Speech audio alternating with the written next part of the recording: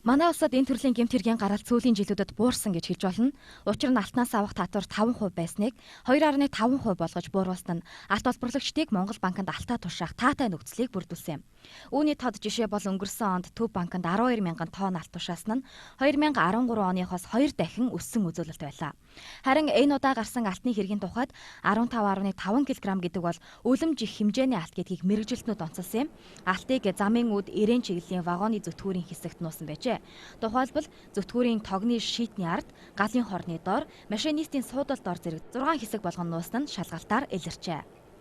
8 сарын 7-ны 17 цагийн орчим замын үдээс ирээн чиглэл явж байсан ачааны вагоны зүтгүүрт одоо тийм хууль бусвараа гарч байгаа мэдээлэл тагнуулын байгууллагаас өгсөн.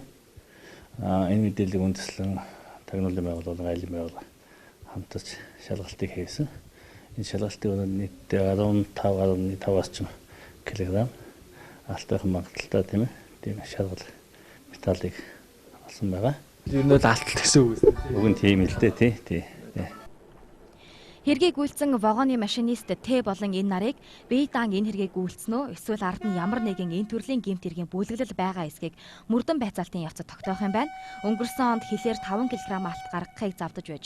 Харин энэ сард түүхийн үнэт үзмэрийг нэвтрүүлэхийг завдсан бөгөөд өвөр Монголын иргэн Монголын бурхан шашны түүхтэй холбоотой их хэмжээний өв соёлыг хууль бусаар хил давуулах гэж байсан нь тогтогдсон. Хэрв та хууль бус бараа таваар хилээр нэвтрүүлэхийг завдвал танд хуулийн өндөр хариуцлага хүлээлгэх бөгөөд цаашлаад хил гайлаар нэвтрэхдээ сэрэмжтэй байж танихгүй хүний бараа материалыг авч гарахгүй байхыг гайлын ерөнхий газраас анхаарууллаа.